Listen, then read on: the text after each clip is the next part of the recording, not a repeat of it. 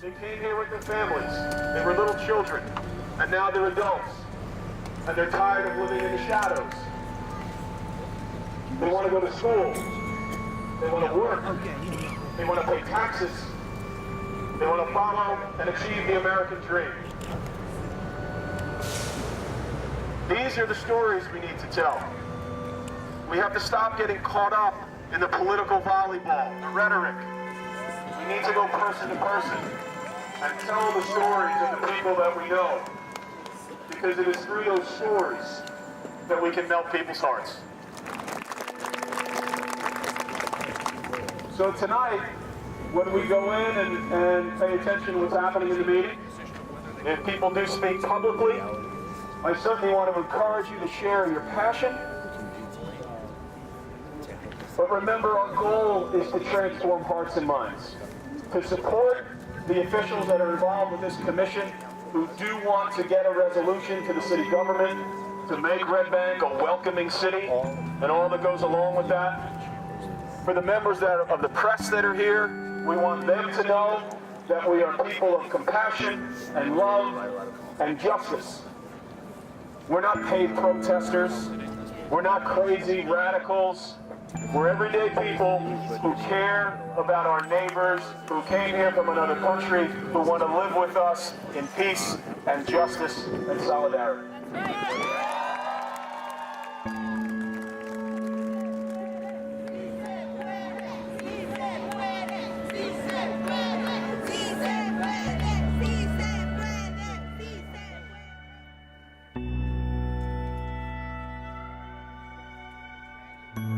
The momentum has been building for the last couple of weeks. The discussion that the board members have been having is really about whether we need to be a sanctuary city or whether they can come up with another type of resolution that would enable them to declare Red Bank open, welcoming, and inclusive.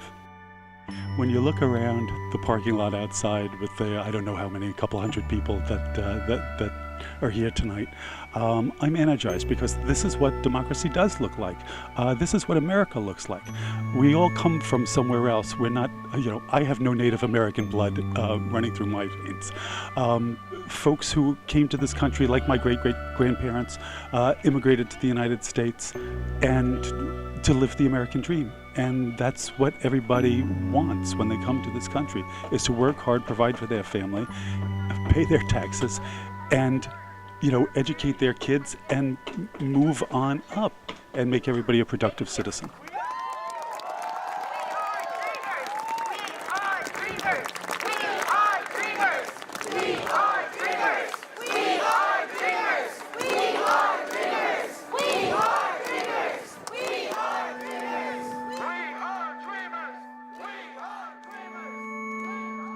They grew up going to school here, their lives are here, they want to work and pay taxes.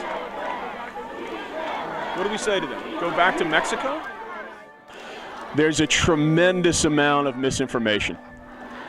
And it's on both sides. I do think, if I'm speaking honestly, that there are more Republicans at the grassroots level who are misinformed about the facts and the history of this issue.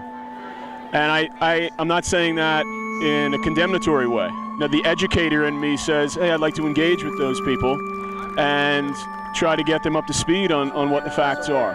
One guy came when he was 13, another one came when he was 15. They've been here for 25 and 27 years. They got 3 kids here. They want to pay taxes. One of them actually has been paying taxes through what's called an individual tax identification number. They don't want to milk it. They want to work. There's no avenue for them to do what I think we both would agree, or 3 of us might agree, get them out of the shadows, get them paying taxes. There you go. As long as we got to make sure they can be able to do that.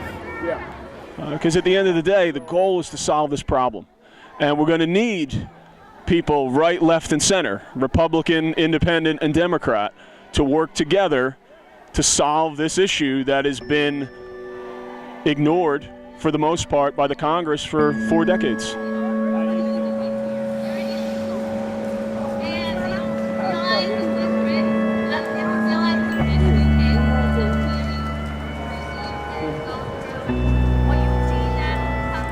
They don't value citizens.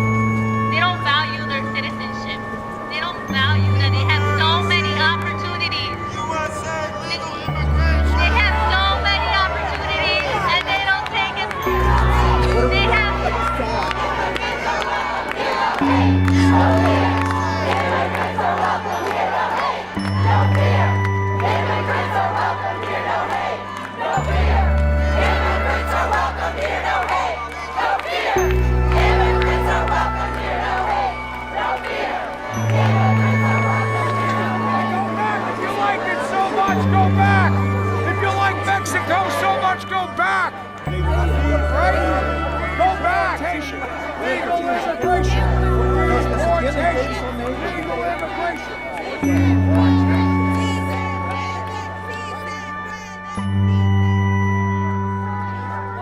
Given someone who sneaks into this country and just gets to walk around free and commit crimes and stay here. Why is that allowed? Why don't we talk I'm talking about that gentleman.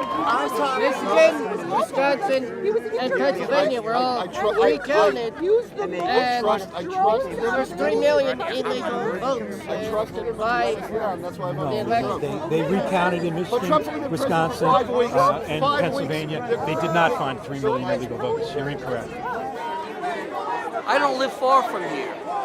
I feel very passionate about this. I've gone to Trenton to testify in front of the Education Committee. I see how the newspapers will distort and destroy news, and they do. I know I don't have enough time to give you examples, but if I did, no matter what side of the fence you're on, you can't argue with what I have experienced. Mm-hmm. They are masters at propaganda. The communists have infiltrated our unions, our public schools, our politics, our labor movement, and they're in every aspect of American life, and they're just starting to come into their own. And we are witnessing, I think, that manifestation of communism in America. Donald Trump doesn't want the Latinos to leave. He wants the criminal elements to leave. That would serve the Latinos too. But you know what? Let's give Trump a little time. Let's see what he's going to do.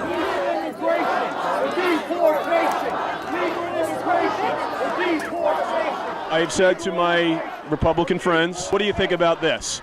Get the bad guys out. Okay, I'm with you on that. Let's strengthen the border, not with a wall, but talk to people that do that for a living and say, what is it that would best help you to do your job? Come up with a better program. If someone overstays their visa, that if they're in on a visa for 30 days, on day 31, if they haven't disembarked through some port of entry and exit, some red light goes off somewhere, and we're looking to find them. And then we put a plan in place that we utilize local and federal resources and say to the immigrants that don't fit in the category of the bad guys, come to the police department, come to the post office. We're going to get you registered. We're going to get you working papers. We're going to get you to start paying taxes. And then eventually you'll go in front of an immigration judge who will determine what your status will be. And every Republican I talk to says, yeah, that makes sense. And I'm like, great. That was President Obama's plan. You have no idea what you are talking about. Oh, you do?